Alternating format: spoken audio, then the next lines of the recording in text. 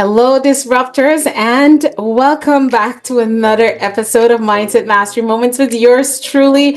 And I have a guest that I cannot wait for you all to hear and learn and grow and glow from today. I am thrilled to bring him in. He embodies what it means to dream bigger, think deeper, and take action with purpose. Now listen, whether you're a coach, speaker, a leader, or just someone trying to live with bold intention, today's episode is going to help you unlock some serious mindset shifts.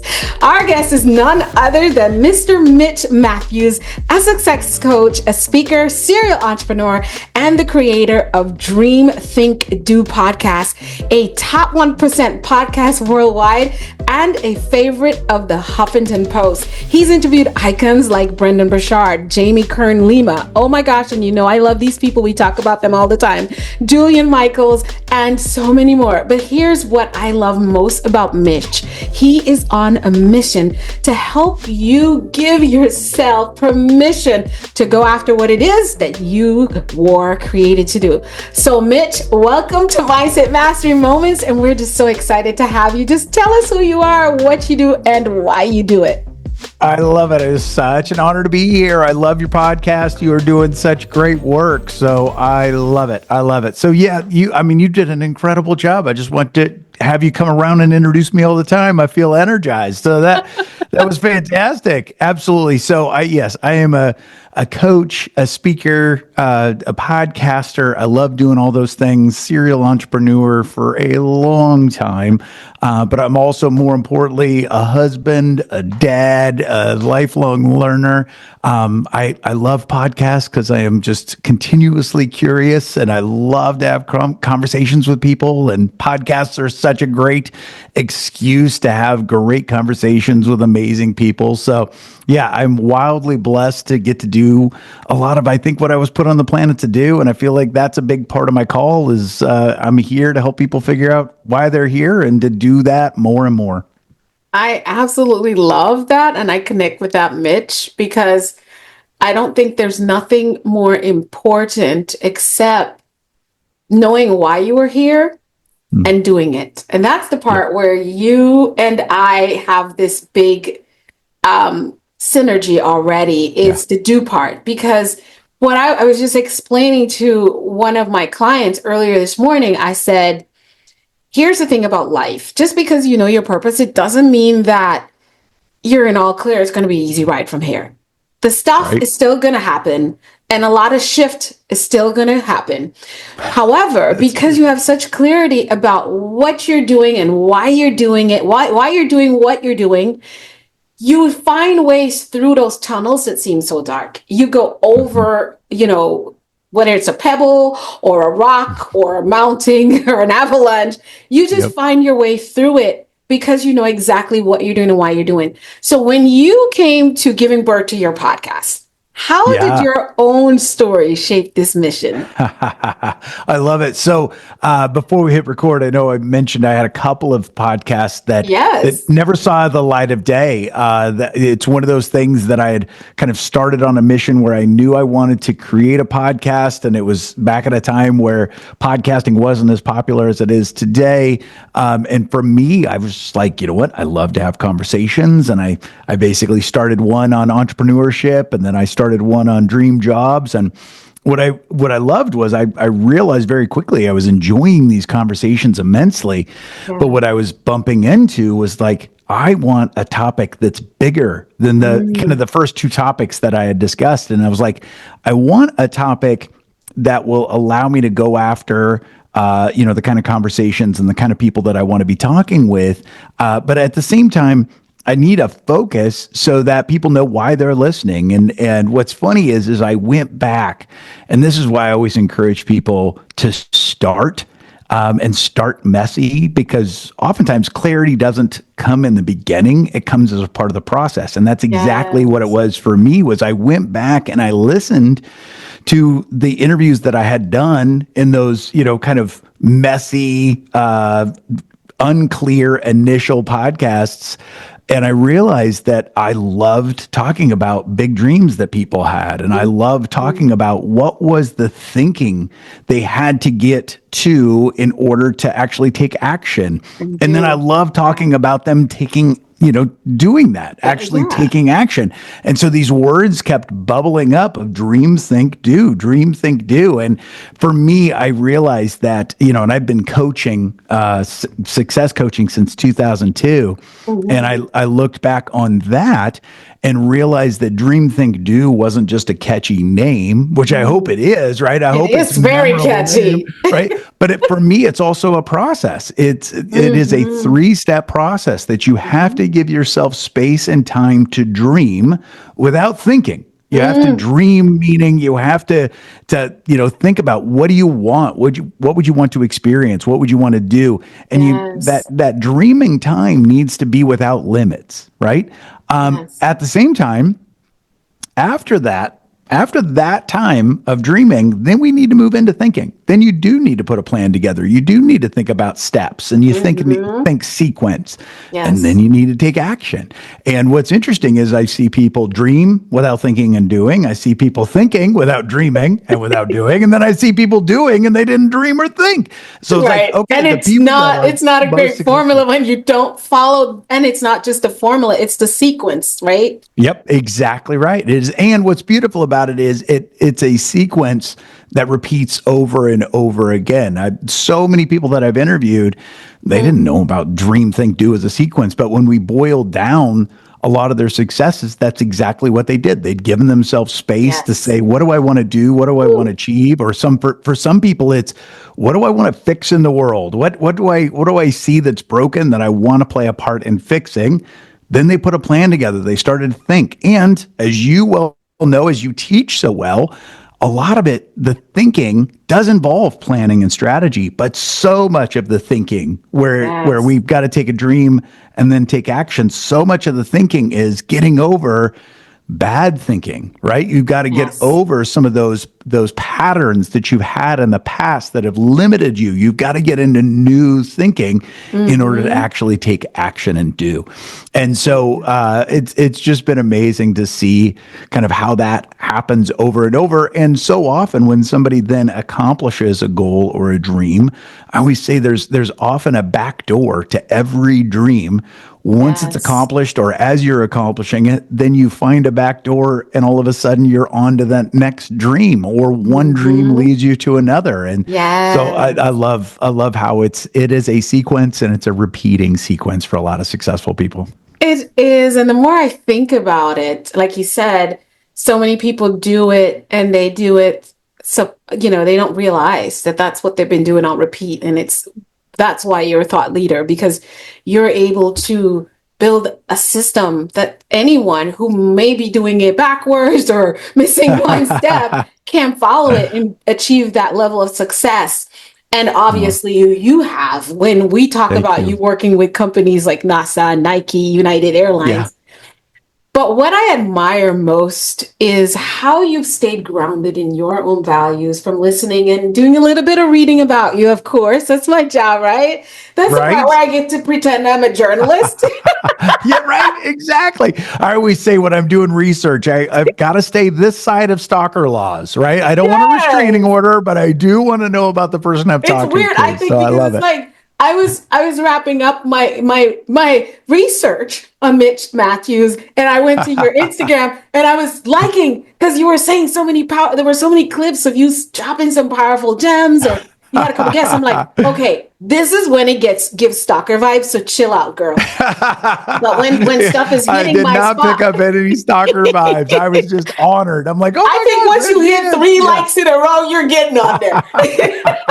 I love it. Yeah. So you stayed this pathway with your values, faith, family, and that fierce focus. That is what my 2025 is all about. That balance is so rare. What keeps you centered, Mitch? It's a great question, and it's a deep need for it. I think some people, pick their mindset because for a number of reasons. Sometimes, as you well know, they have a mindset because that's what they grew up in. Right. And sometimes that serves them well. Sometimes that doesn't. Some people have a mindset because they've chosen it. I know I have a mindset that it's like, hey, this is what I need. And so my faith is really important to me. And Yeah. so I wake up each day and spend time in that.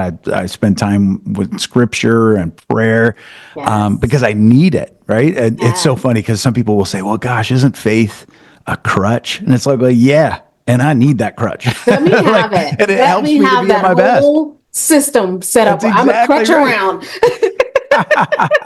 Exactly right. And it's that thing of it. That is absolutely what works for me. And Yes. it has made all the difference. And, I've literally had miracles in my life that I couldn't explain Mm, any other way than a God that loves me very much. It's not mm, everybody's thing, and that's just fine. I love fine. But it's that's our the thing with thing. Dream Think Do. Yeah, I always say, like, you don't have to believe what I believe. My wife doesn't believe all the I believe. My best friend doesn't believe all the Nope. I believe, and we can still be in relationship, right? But Right. isn't that also what makes us interesting, right? The That's what makes different us things and the interesting. things that cross over. There's so many things for you and I. Like looking at, I did a little stalking too, and there's so much crossover with what we do, right? And that's Yes. fantastic. And then to also say, hey, what else is in there? What do we believe that's the same? What do we believe that's different? And isn't Yes. that And how can we a best explore part of it and life? just learn about it? Exactly. Yeah. Exactly. So that's been a huge part. And I know for me, the faith component, the way I see it is like truly I'm put here to do a number of things. But one of those things I feel like is that God put me here to help people figure out why they were put here. And as long as I stay in that lane, oh my gosh, I'm unstoppable. You want And Hey, I love and that. yeah, and it's that same thing. Like I have another podcast called Encouraging the Encouragers, which is for coaches, speakers, and content creators. I called Yes. them the encouragers. We are the Yes. encouragers.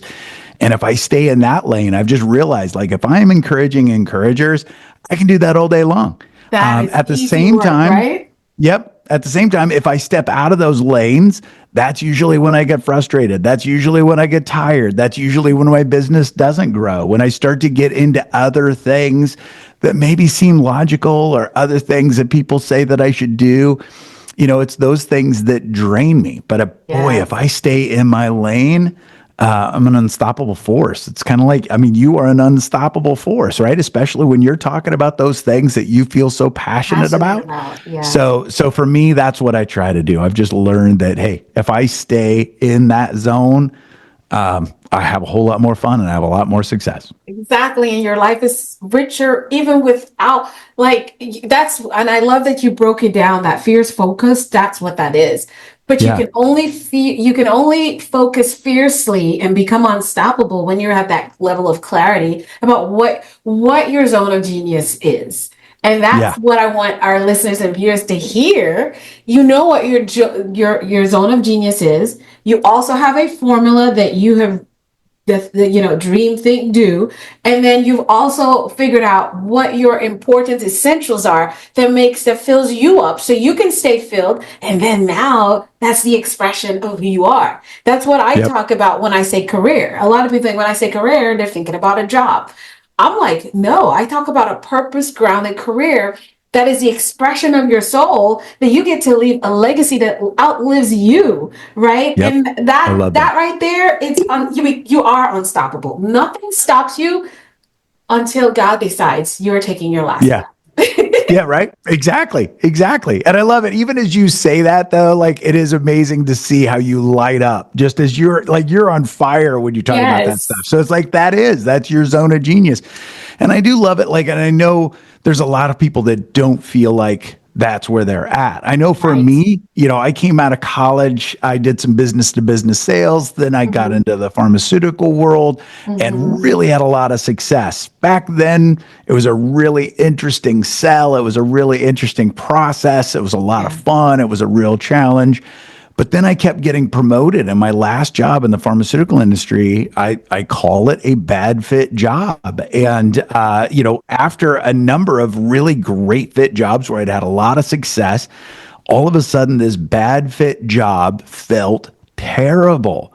And it wasn't a bad job. It was It just a was just bad not a fit for fit. me, right? And it's Mm-hmm. amazing how I knew it within days. Like I took the promotion Mm, and I knew it within days. It's like, oh no, this is a bad fit. fits. And it's amazing because each day I drove to it, I felt like a little bit of me was Was dying. dying. And a lot of people say, well, gosh, that's where I feel like I'm at. And I always say, hey, learn, like stop. It's the dream think do process to say, all right, what are some of the things you dream about doing? What would you love to do? And don't think about the how too early. That's the thinking process. And the thinking process is important, but think That's about the where, what first. yeah. Like what might be your zone of genius? What might be the thing you want to do?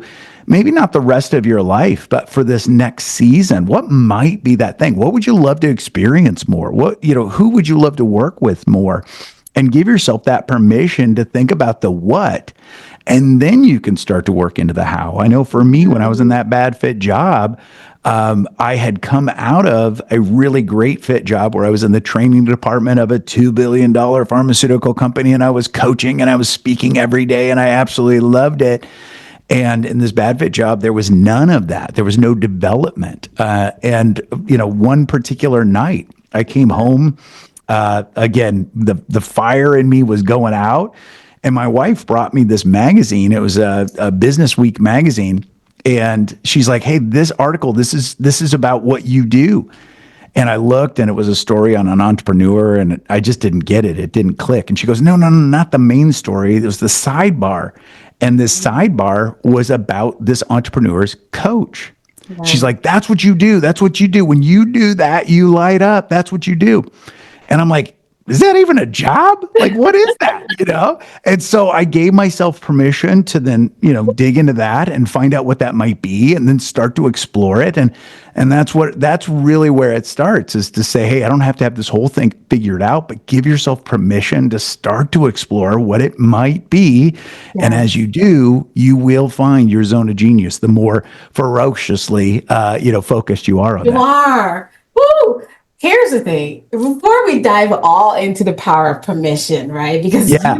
you know I've got goosebumps looking into your work around that and how well you Yeah. put that together for us to be able to use as a tool to bring transformational shift in our mindsets and our lives. Yeah.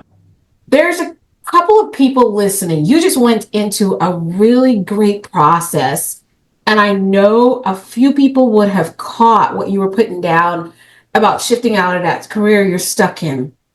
But for a Hmm. second, I want you to talk to someone or a couple people that are listening when it comes to relationships.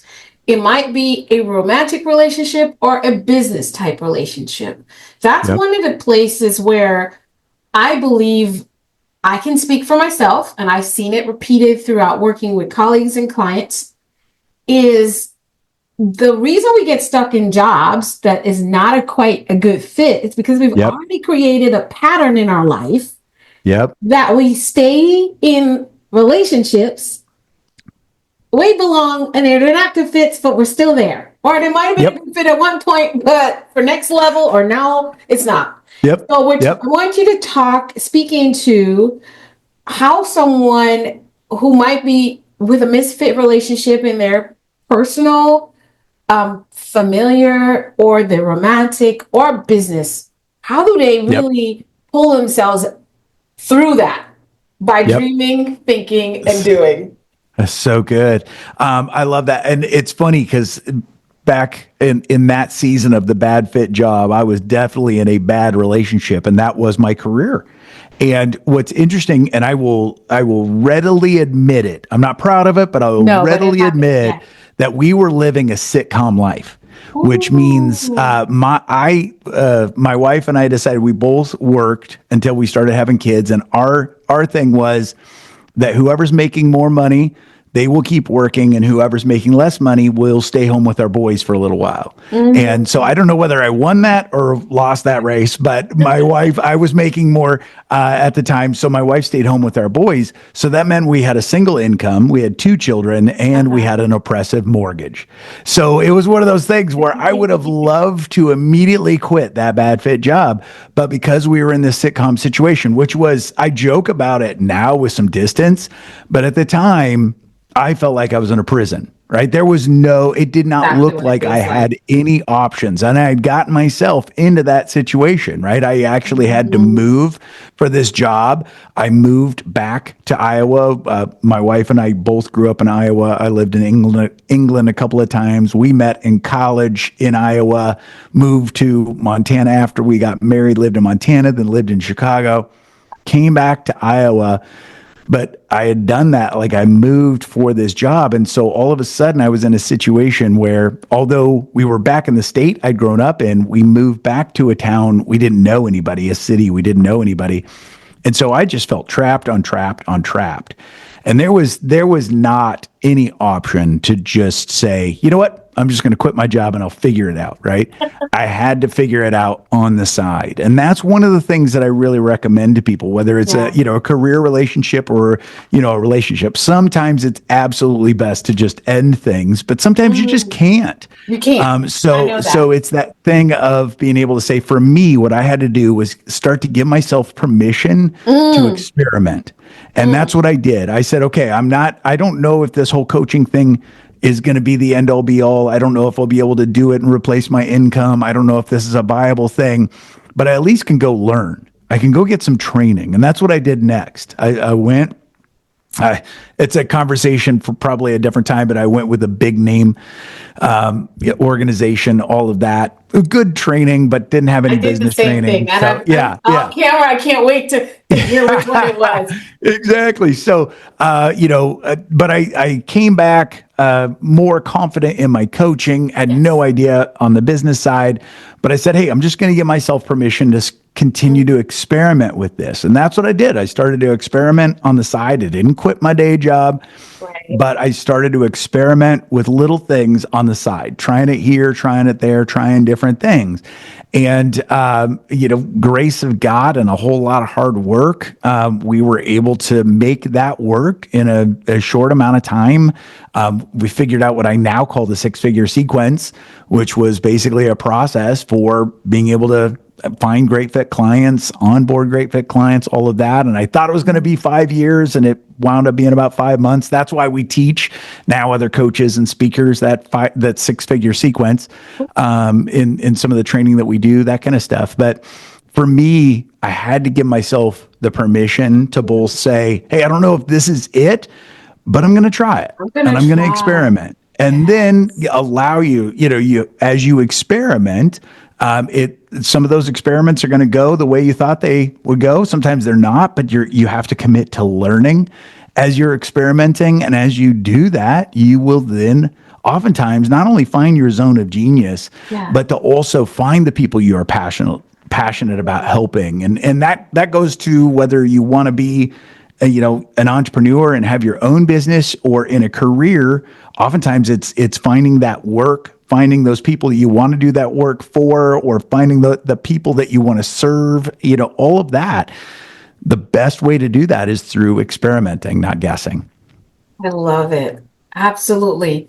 Now, let's get into this fire you've been spreading. If you guys can catch it, he has said the word permission quite a few times already. He's lit the fire on the microphone as well. The conversation around permission, because so many high achievers are waiting for a green light from the world, when it's really the power that lies within that really fuels everything that you really want when it comes to being successful. And I would suggest being successful, being you and why you were created. So let's break down your 5 permission principles. This is the part I've been waiting for. I absolutely love it. Well, we can walk through them each individually. I know one of them for me, it kind of goes back to even with the coaching, and it's exactly what I did. Is it can start with just giving yourself permission to be a novice. Yeah. And I know that is crazy for some people, but I I know you work with successful people as you coach, successful people. I work with highly successful people. I usually coach executives and entrepreneurs and Yes. founders. They're wildly successful, but they need to be reminded as they're doing something new, whether it's starting a new business or starting a new project or thinking about doing something different in their career, you have Yes. to give yourself permission to be a novice again.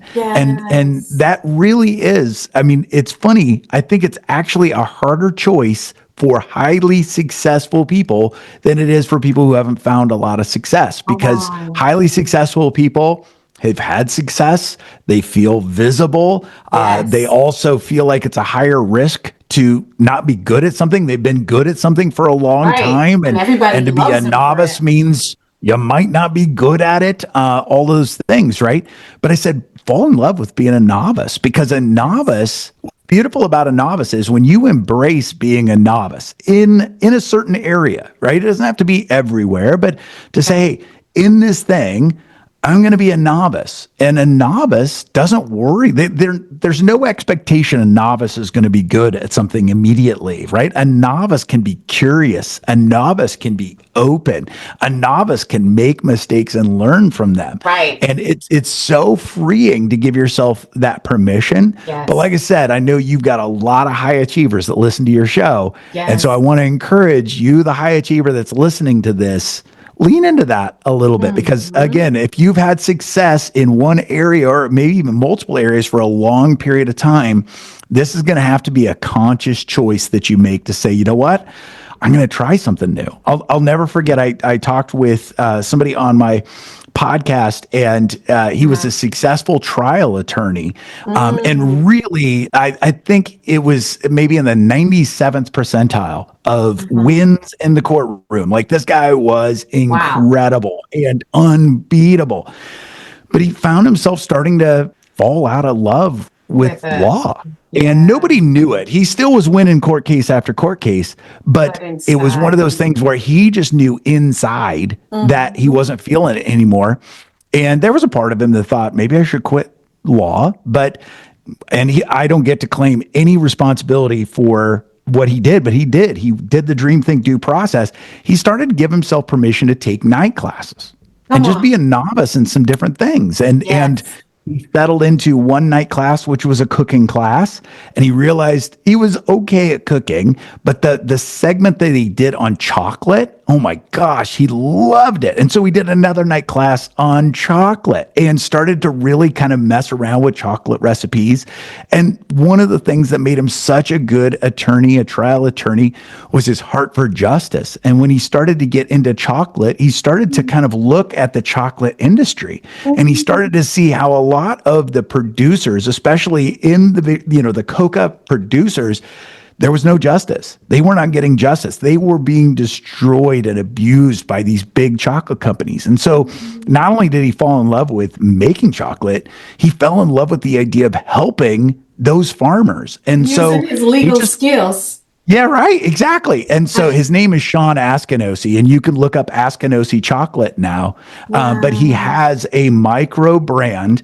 Oprah has said it's one of her favorite chocolates. He's been featured in Fortune magazine. He now is a full-time chocolate maker, small batch chocolate maker in Missouri, of all places. Oh my Loves it, God. runs the company with his daughter. They sell chocolate all over the world, but it wasn't an immediate thing. What I love about his story is such a great story. It is the example of somebody Oh, I saying, got hey, goosebumps. I know, I don't, and I love it. Like, he was like, I don't know if chocolate's my thing, but I'm at least going to have some fun with it. And he had to be a novice at Mm. that. And then when he started to look at the industry and agriculture, he didn't have any history with that, but he started to give himself permission to look at that. And now they Yes. have this whole thing where it's beautiful. They have a system of open books with their producers. So their producers, the actual farmers all around the world, can look at Sean's books, and they get to see its transparency. They get to see how much they're making from Sean. And it is That is absolutely beautiful. It's phenomenal. And he really set innovative, a really incredible. benchmark, a prefaces,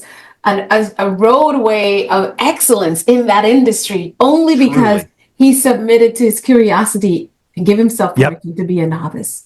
That's exactly right. That's I can exactly tell right. you that it's the same thing with me in this whole podcast, but my story does not conquer that, guys. I hope you guys caught that. I'm Well, going to cut this out and make sure that whole piece is right there, and anybody I mentor, Spain, like, I just need them to listen to that. I would have to say, I love it. I love it. Absolutely. Go get yourself some Askinosie chocolate too. You will thank yourself. I'm going to look it up. You better believe. Yeah. Absolutely. Listen, but I think Oprah, she knows good stuff. She doesn't put her name behind anything. That's right. She does. So I love it. I love it. So, I mean, you brought up one of the other things right there too, though, is that, one of the other things as we're moving into dreaming more and bigger and thinking better and doing more of what you're put on the planet to do, you just brought up a great point. You were like, well, my story compared to Sean's story. Right? One of the things you have to be really careful with permission is to give yourself permission to not compare. Ooh.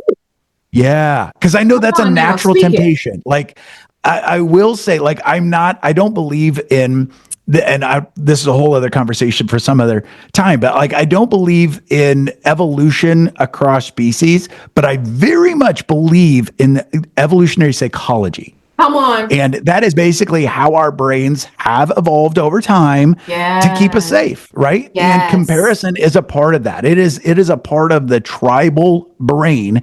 And there really is a part of our evolutionary brains, our evolutionary thinking, that is what's called upward comparison and downward comparison. Mm-hmm. And neurologists say and psychologists say that some of that is good because basically, thousands of years ago, we needed to make sure we were bringing value to the village so that we didn't get kicked out.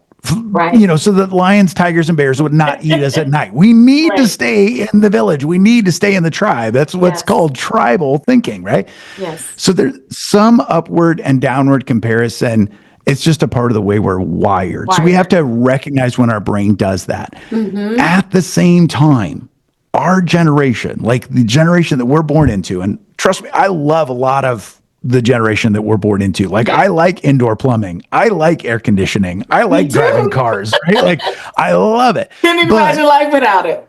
That's exactly right. But at the same time, there has been no generation that has been exposed to comparison more than our generation.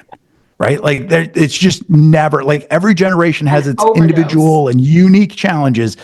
But our generation is a generation where we have an epidemic of comparison. So we do have to be careful with that. So as you start to think about, dream of doing new things, think about how you might do those things, start to take action and do those things. Yes. Part of it is you have to give yourself permission to say, hey, I'm not going to compare myself. I'm not going to compare myself to somebody who's been doing it for 10 years. Like Sean Askinosie did not think when he was experimenting in a night class with chocolate, he wasn't comparing himself to the best chocolatiers in the world, right? He just said, hey, I want to make a batch that's better than last night's batch. Right. So I'm not going to compare to somebody else. I'm going to compare to me yesterday. Yes. Right. So that is a huge part of this. And then to also recognize when it's starting to happen, you can even tell your brain like, hey, it's okay. Like, I know what you're doing. You're trying to keep me safe. You're trying to keep me in the village, but I'm not at risk of getting voted off the island. I'm not at risk of getting thrown out of the tribe. So I appreciate your brain. You're just trying to keep me safe, but I'm going to keep experimenting. I'm going to keep giving myself permission to try this new thing, right? Because that is like we can compare. And then also part of it is giving yourself permission for some people to not get it. One of the things we talk about too is when you start to do this process, when you start to dream bigger, start to think better, and start to do more of what you're put on the planet to do, some of the people around you aren't going to like it. Exactly. And we say you got to find, permission to maybe get some new friends. Because some of your friends, when you start to change, when you start to grow, when you start to stretch, when you start to do new things, some of your friends will absolutely celebrate it. And lean into those friends. Be grateful for those friends. Yes. But you know it. Some of your friends are not going to like it because when you grow, it reminds them they're not growing. They're not growing. And most people, they don't want it, right? Like that's like that makes me uncomfortable. You're growing. I'm not growing. I don't like that.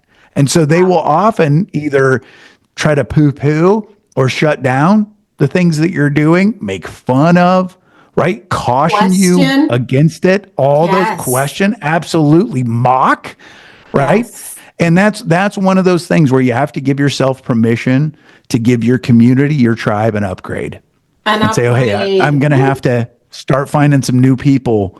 That and here's the thing Come is, on. I just I've wrote a got post about that. Ooh, I love it. I love it. I love it. Yeah. So like my wife is absolutely amazing and she is my biggest encourager. I'm her biggest That's how encourager. you know you got a I've purpose, mate. absolutely I'm married up. When you meet my wife, you will go like Mitch is cool, but his wife is amazing. So Thing, I'm married right? There's up. always a Yeah. magic behind every great man, and it's usually the Exactly. amazing wife that he has.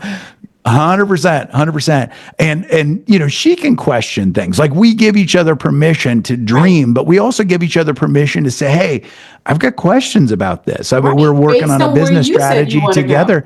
Yeah. Yeah, absolutely. And it's that thing of being able to go, "Hey, and we have a process for being able to say, hey, we're dreaming right now. That's awesome. But we have a process to also come back and check and say, hey, Check it through. I'm thinking about doing this. What are your thoughts?" We Mm-hmm. don't call it devil's advocate because No, I I don't do like to nothing on endorse behalf of that. the devil. That's exactly right. That's exactly right. I don't want to give him too much credit. I He's don't a do punk. devil eggs. I don't do dirt devil. I don't do devil's advocate. I don't do I nothing on love behalf it. of the I devil. love it. Even Yeah. as far as away as I can. Yeah, right. Exactly. So we give each other permission, windows of time to say, hey, Yes. can I ask you a couple of follow up questions on that? Or when you're Right. thinking, to be able to say, okay, I love this part of the plan. I love this part of the plan. This is getting me thinking, or I'm concerned about this. And we can have that conversation. And it's not dream killing, it's being able to, be Yeah, safe with it's each other. accountability and Yep. it's also risk management. Absolutely. Absolutely. And I have one other friend who I have coffee with every Friday morning. We have given each other that permission to I we love encourage that. each other nonstop, but we also push each other and challenge each other. Like you Yes. have to give yourself permission. So giving yourself permission to upgrade your tribe is not just trying to find people who always agree with you. It's finding the kind of people who will celebrate your growth, challenge you to grow, right? And encourage Absolutely. you to grow, but also be growing themselves, right? Growing And that themselves. you can then turn around and encourage them as well. Yes. Yes. Ooh, I love that. You say Yeah. stop waiting to be discovered and step into your lane boldly. What does that look like? Yeah. Positioning So yourself. That what permission I to don't know about position. you. Yeah, you were probably a great athlete in high school and school and all that stuff. I was a great athlete in elementary, and I did okay in high school because I guess I created that limitation too for myself as I hear it. I was a short girl who was coming in first all the time, and then and these girls were so tall, and I was coming in fourth and fifth in the sprint, and I did the Yeah. distance, but I did really well at shot put, cricket, and discus, but I fade out on an athletic career after a while. Exactly. I Well, thought I was I going was to the never. Olympics, but Yeah, right. Exactly. It's those things you do figure out. Like, okay, maybe I wasn't put here to do that, right? yeah, exactly. And I bring up athletics a little bit because athletics is one of those things. Some people Ooh, excel in athletics, and that's fantastic. But with athletics, probably everybody remembers maybe at least one time when you did the thing where they broke up teams and you had two captains picking teams and you didn't get picked first, you didn't get picked second, you didn't get picked third, maybe fifth, sixth, seventh round, whatever, and you're right? like, That is was that anybody was gonna pick my me? norm. I was not an athlete at all. So I was not getting picked first for anything. And the reason why I bring that up when you talking about giving yourself permission to step into something new Position is is yeah. that so many people are waiting for somebody to pick them. Ooh, So many people are waiting to ooh, come they're waiting for on. somebody else to give them permission to do something new. Mm, And most of the time, especially, I've done over 400 interviews for Dream, Think, Do. And in yeah. almost every situation, it wasn't a matter of somebody waiting until somebody gave them permission. No, It was they had to go out and start come to on. do something without somebody saying, all right, now it's your time. Now it's your time. Now, I will say that in many cases, they did get eventually picked for different things or different opportunities, right? Like Jillian Michaels, as an example, Jillian Michaels, when we had her interview, she was so funny. She came in late. She was in the midst of selling her house and there was a lot of stress in her life. And she came on and if you know Jillian Michaels, she's pretty much always fired up. I love her. Yes, she is. Yeah, so she came on and before we ever hit record, we're just talking about life and just some of the stuff that's going on. And she wound up just being really raw and really real and emotional. And I loved the conversation. But one of the things she talked about was she grew up a chubby kid, you know, far from where, you know, what you would think of her today. But she had to give herself permission to find sports that she really enjoyed. And so she found martial arts and then she found different types of sports that weren't the normal sports. She just wasn't good at normal sports. So she had to give herself permission to find things she was passionate about. And a lot of those things were not what the cool kids in her high school were into. And so she had to give herself permission to say, I'm not going to try to be a cool kid. I'm just going to find the things that I really enjoy. And what I love about her story is she kept giving herself permission to run these experiments, try these new things. And eventually, when they were looking for a trainer for The Biggest Loser, she did get tapped for that. Somebody did pick her, but no one would have picked her had she not been doing all of this work when it felt like no one was looking. But boy, when they were looking for, you know, those coaches, those first coaches, they wanted somebody just like Jillian, somebody that looked at the world differently, somebody that actually, you know, was willing and able to do things different than most trainers and coaches and things like that. So the very thing that felt like made her an outsider growing up, when she leaned into those things, it helped her to has set herself up for amazing success. I mean, like billions of dollars in revenue on her DVDs and, you know, just all the things that she's done. And a big part of it was she had to give herself permission to experiment with those things, try those things when no one was looking and no one was asking. And no one was asking. You just really affirmed in me, I guess, in this current right now space that I'm in, and seeing certain things come to pass in my own life and being asked to be in certain places. And for me, that I was just having one of my best friends in the world, Deb and I, we were talking about that and knowing that I feel sometimes we play small in our own lives, in our own minds, 100%. In our own minds, because we might be doing that comparison thing. Like sometimes it's not a comparison to someone else. It's a comparison of where I am based on, and then where I'm determined to be. And we're doing this comparison. It's like, well, I'm not here, not understanding that you chipping away and doing the work in private, positioning yourself in private, even when no one really believes, cares, or even have anything to say, or a lot of things to say that doesn't support what you're doing. But you're positioning yourself and believing in what you know to be a true pull factor for you in the direction of your purpose. And so I've been in that space. And so you're encouraging me right now, and I'm pretty sure a bunch of other people listening out of the thousands that do, is that give yourself permission to position yourself with what you know you're called to. Don't even attach too much outcome. Sometimes you don't have all the clarity in the world, because God sometimes he says, okay, go ye therefore into all the world, preach the gospel. And I'm going to go scriptural on you because that's my base, guys. If you know something else, you can plug it in. But when he said that, it's like, okay, dude, go where, when, how, who's paying? Exactly right. So what kind of tickets do I get? Yeah, exactly right. So that's the question. Like, and then he says, so with me, God says, create this movement, Mindset Mastery 360. And I'm like, dude, can we wait in like the next 5 years when the ship starts coming in with the money I've been sowing into? Because like right now, I don't have the manpower, and I had all the things, you know. And he's like, no. I said, do it. I'm like, well, can you give me what's going to happen next when I put this out there? Who's going to come? When are they going to come? How's it? And silence. I'm like, bruh, what do you do?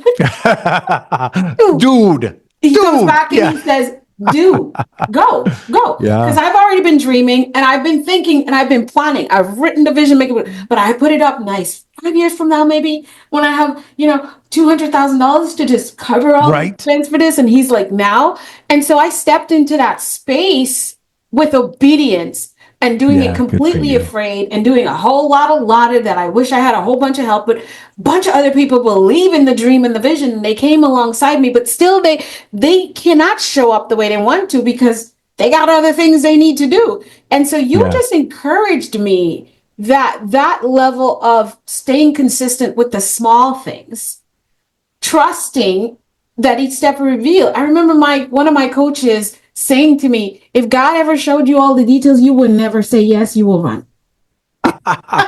It's true. It's absolutely true. I'm I sure love Julia it. There's a Michaels was story. showing all Yeah. the things she would have had to go through and some of the people she'd had to meet and all the long hours that she would have to just stay up to be coaching people on that television and how many times she'd pour into them and they won't get it. She'd probably be like, nah, I'd rather just do a 9 to 5. Let me do my Hard personal, pass. you know what I'm saying? So I want Yep. someone to catch that. Last one on your permission, your 5 part is permission to not have all the answers. Oops, I kind of jumped in there a little bit already.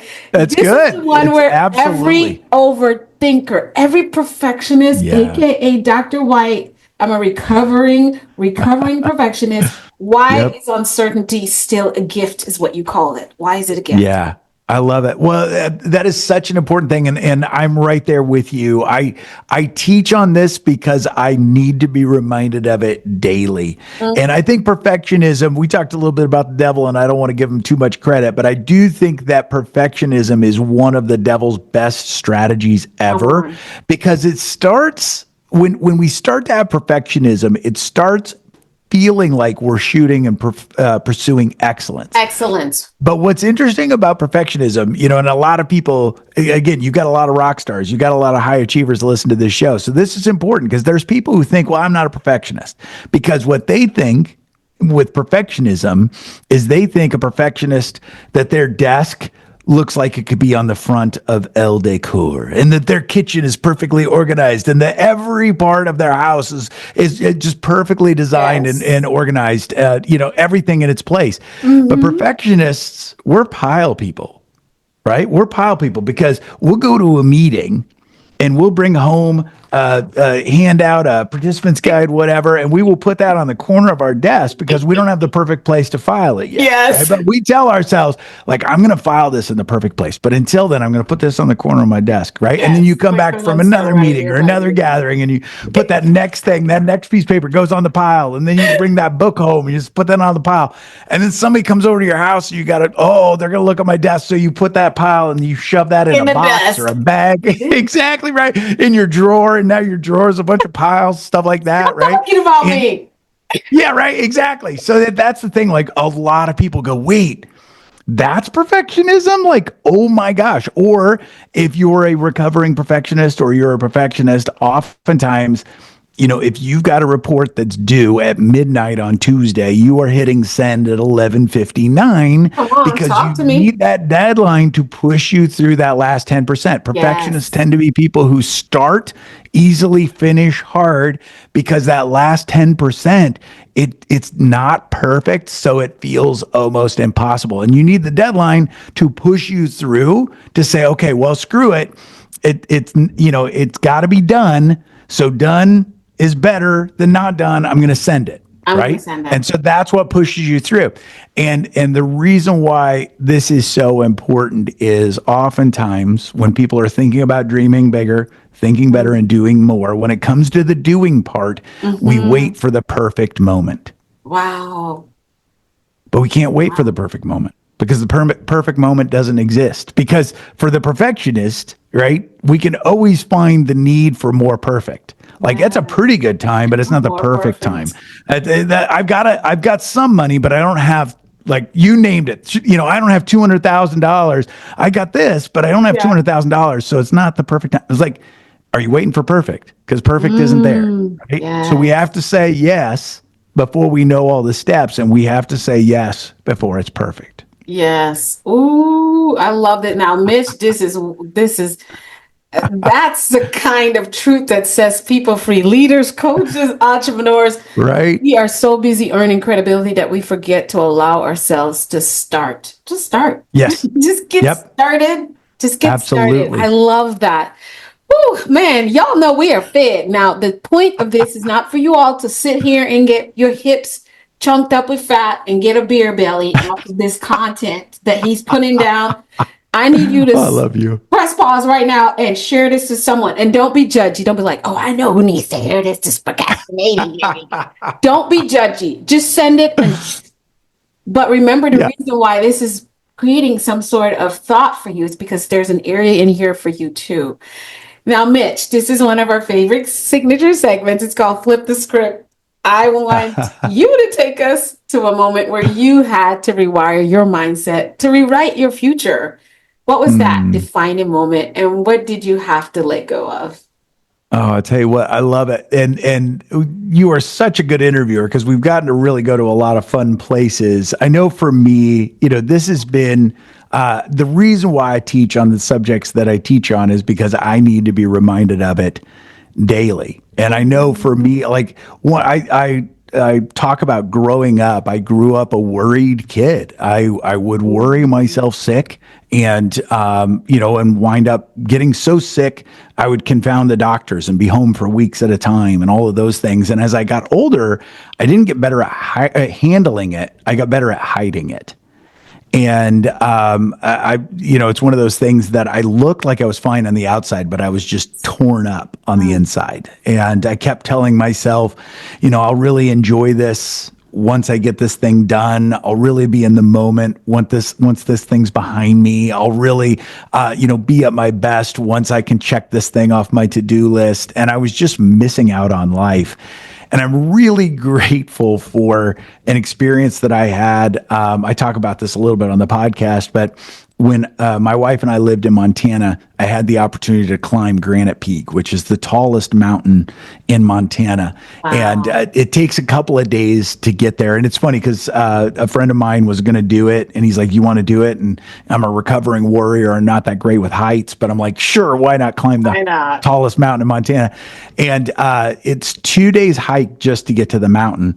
Wow. And it's some of the most beautiful country in the world. Like, it's God's country. And I mean, there are flowers that grow in this mountain range that don't grow anywhere. And you get to see crystal clear streams and beautiful lakes, and, wildlife comes up to you that they don't allow hunting around there. So wildlife just comes up to you. It's incredible. And I missed all of it. I hiked it. I was there, but I missed all of it because I was doing what I'd always done. I said, hey, I'll enjoy all of this once I get done with that. Once I summit that peak, that's when I'm really going to enjoy this, right?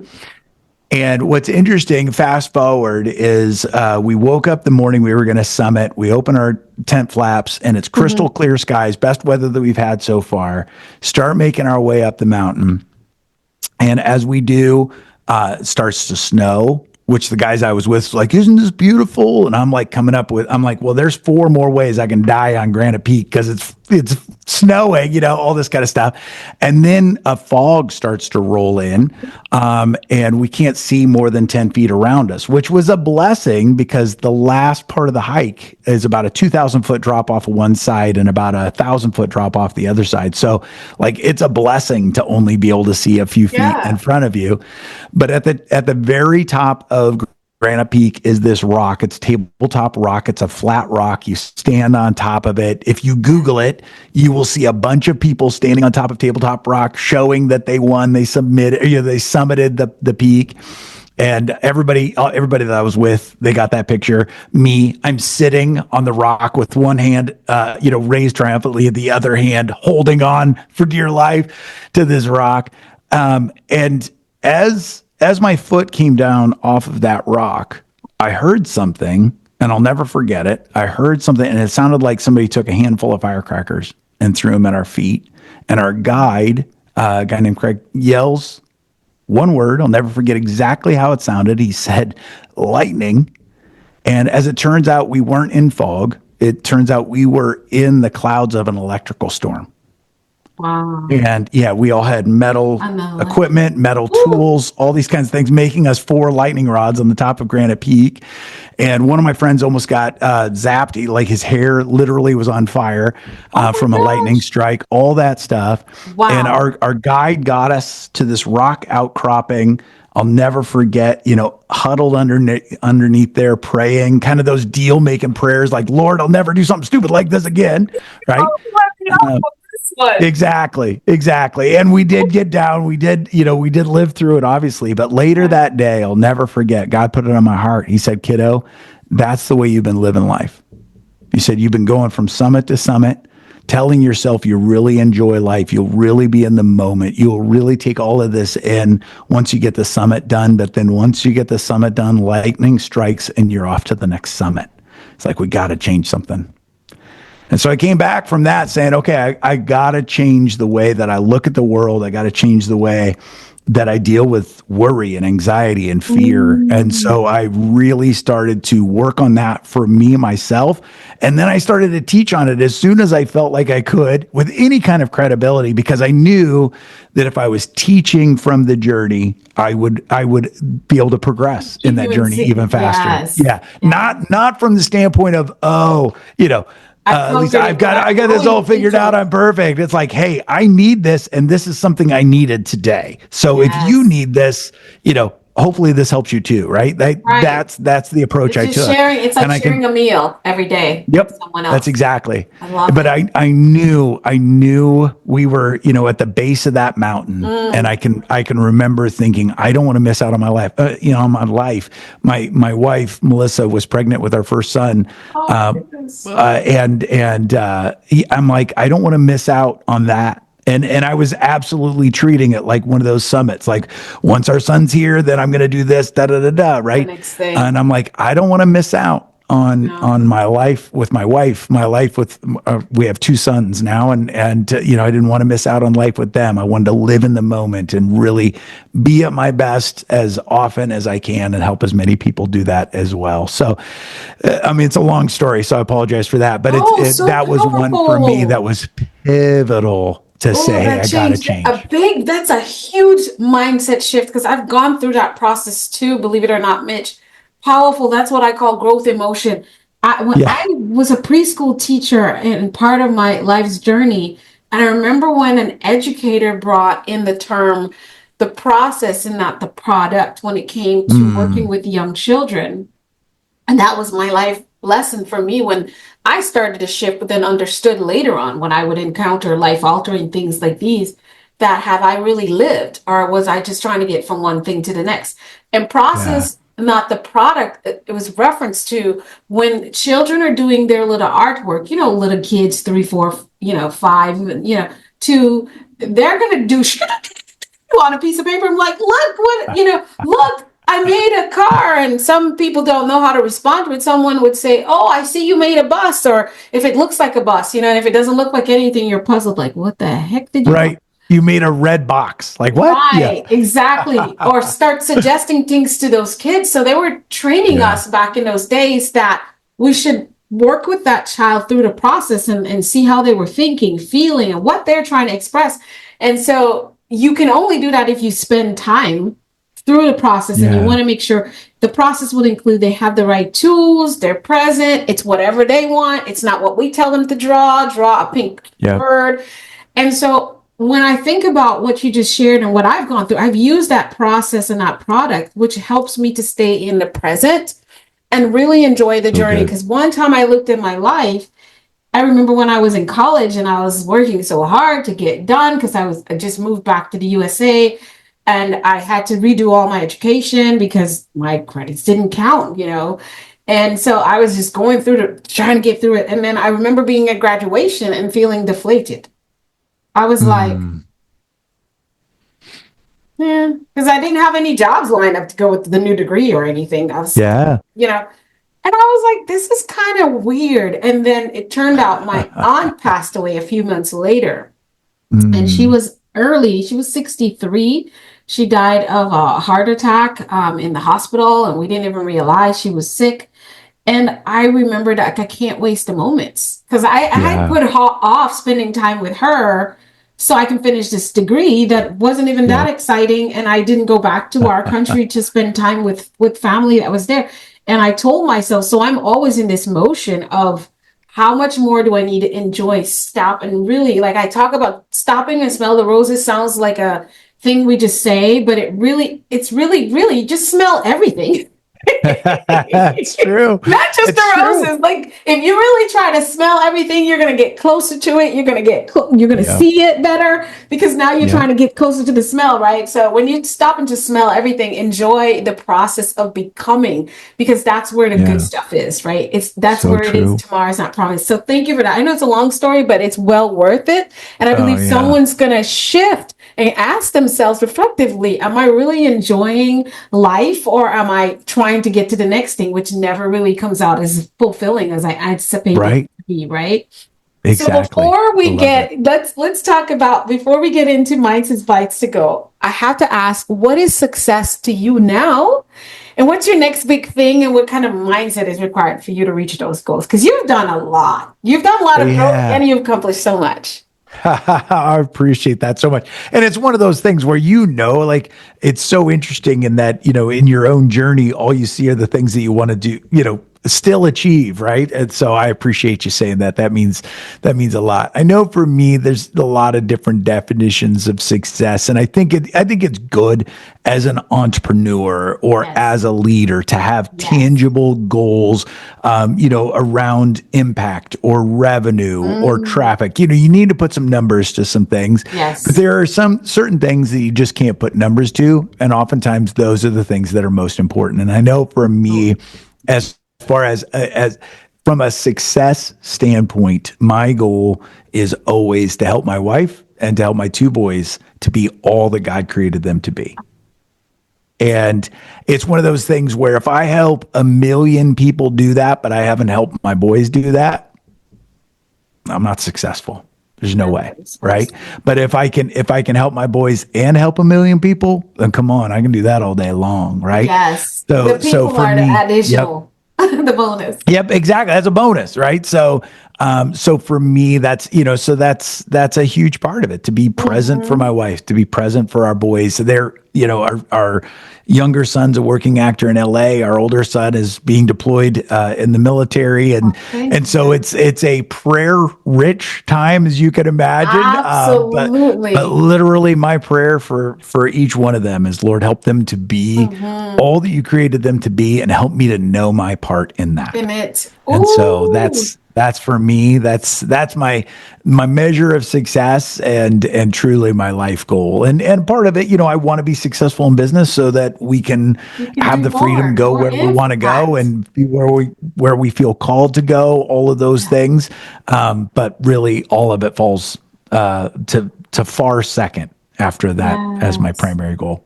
Oh, I Yeah, love it. Oh, that warms me. That's just so motivating. Thank you for sharing. Thank you for sharing absolutely. that. And so, everyone Yeah. who's listening, we obviously thank your son for going into serve Oh, our country, and we pray God's protection thank over you. him. And of course, I know Thank your you. other son is lighting up a path in Hollywood, Yeah. like no ever. And so we need. Yeah. I don't have to ask about who these young men are because I've met their dad. And Oh, that thank you. I obviously appreciate they that. are super 10xing whoever and whatever you have planted and sowed in them. They are way cooler than I am. I guarantee that. They are doing cool stuff, and they are amazing humans. So Oh I my am gosh. Thank wildly, you. wildly proud of them. Yeah, Yep, I'm gonna go absolutely. sneaking around to figure out who they are now. You see, it's fun. I I love get it. inspired by looking at every people's journey and how all the puzzle pieces of incredible people Yeah. I meet.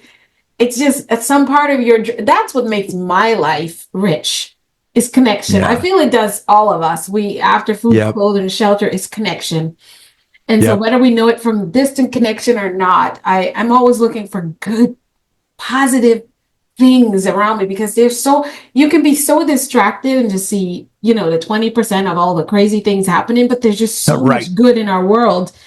And that's the part where I feast, and I keep a cognizant awareness of what's not so great, but only really focus on what problems I might be able to solve, or indirectly support other people to solve. And that's all. Well, that's why I so appreciate your mission and what you're doing, and like this podcast is the example of exactly what you just talked about, right? Yeah. Like you are curious, and so you can't help yourself but engage in great conversations.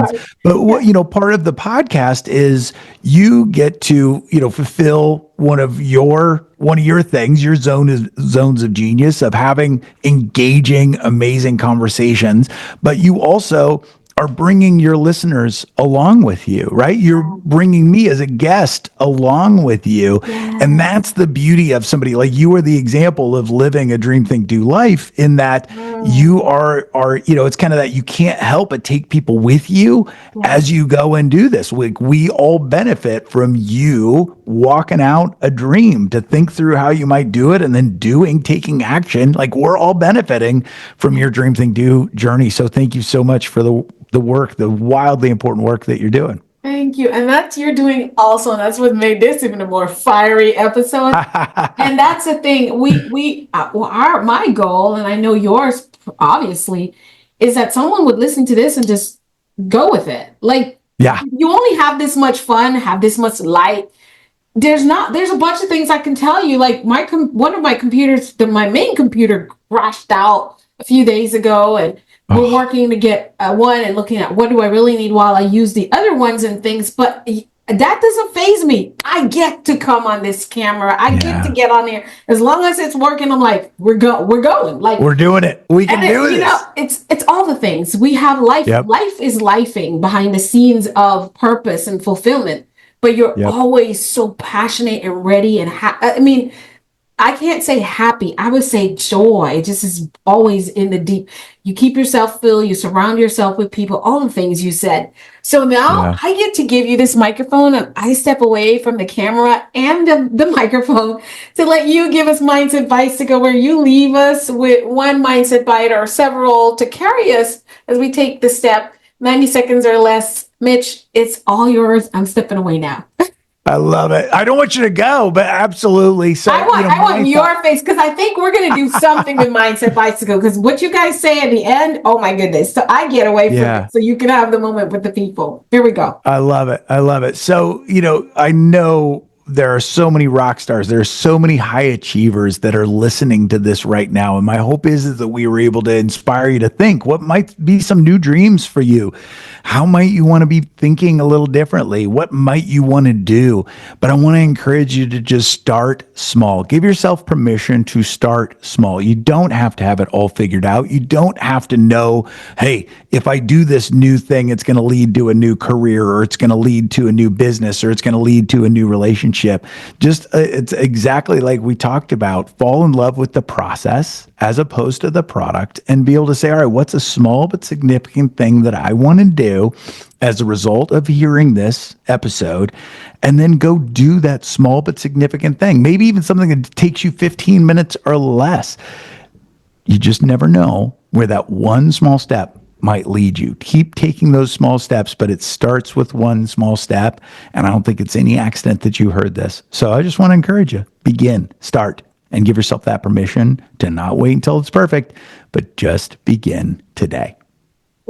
I love it. Start now, begin today. Now, Mitch, listen, you are so phenomenal. And I told you before we even got on camera that we have to do a few more episodes together. Yes, exactly. I feel like we're just getting started. We're just getting started. It's like, can we just do a bunch?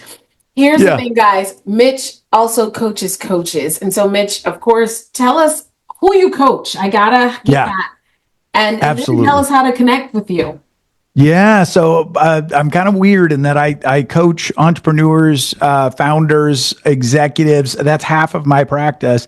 But I started coaching other coaches back in 2006. People just started demanding, like, hey, it's working. Like, whatever you're doing is working. Help us. And so I still have my own coaching practice. I just believe you got to keep your hand in it if you're going to teach it. Yes. And so on the other side, I coach coaches and speakers who are truly wanting to build businesses where they can have the impact and the income, because I believe those two things go together, and to take their business to that next level. A lot of the people that we help are people who are just getting started in that journey, or they're people like me that went and invested in really expensive training from a big name group, but didn't get any business training. And we found, you know this probably, but less than 15% of coach training programs and certification programs have any business training at all. We kind of flipped the script on that. We have a coach certification, but we focus more on the business launch, and we teach what we call that 6-figure sequence. And so that's been a huge part of it. We've helped thousands of coaches since 2006 around the world. We have online training and we have live training, and I just absolutely love to do it. God put it on my heart to encourage his encouragers, and encouragers to me are coaches, speakers, and content creators. Because, hey, you're doing the hard work to encourage the world, so you deserve to be paid well as you do that. So people can go to my website, check it out, mitchmatthews.com. But if you are a coach, I've got a couple of free gifts just because you're listening to this episode. If you're a coach or thinking about being a coach, you can go to mitchmatthews.com/44 ways. And we put together a guide on 44 different ways to find clients and to grow your business. And then if you're a prayer person like me, we also put mitchmatthews.com/11 prayers together. And those are 11 prayers that I pray on a regular basis for my business and for my clients. And they've been game changer prayers. So you can go, both of those are totally free. I want you to check them out. And it's been something that we've been doing. I just feel called to encourage the encouragers, and I love doing it. So thank you so much for letting me to get to have this amazing conversation, but also get to encourage the encouragers along the way too. Absolutely. I believe that we're going to do a specific episode on that. And of course, you guys don't even have to wait for that. Just go to the podcast. I have people say, so do you have a freebie? I'm like, the podcast?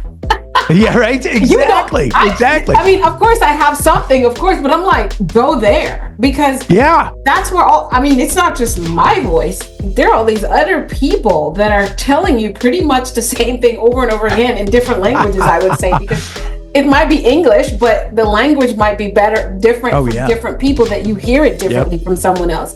So y'all, if today lit a fire in you, connect with Mitch, dive deeper into his work at mitchmatthews.com. Dream, Think, Do podcast, Encouraging the Encourager podcast, and download 44 ways. I'm going to get it when we hop off this call, and I'm definitely going to be saying the 11 prayers, because I am working on scaling to a 6-figure. Maybe Mitch is going to be my coach in this season for specifically that. God has a sense of humor, because I put it to him and asked him to send someone to guide me while I work to build and clarify. But I really believe that you do need a coach and someone who has done it exceedingly well over and over again for themselves and for others, to help you to be the best version of what you're going to provide in what you're offering. So Mitch, again, thank you so much for sharing your voice, your heart, and your wisdom. You are now officially a part of the tribe, and I am officially part of yours, and I am not going anywhere. It's just the beginning. This is just the beginning. I love it. You are such a good host. So I just so appreciate you, and such an honor, and I'm so excited to be a part of your tribe. You've got amazing listeners, and I just hope they were encouraged today. I know they were. So to our listeners, remember, don't wait for permission. Give it to yourself. This has been another empowering episode of Mindset Mastery Moments. And until next time, think, speak, do, become, and dream big, think, and just get out there and do it. See you guys soon. Bye.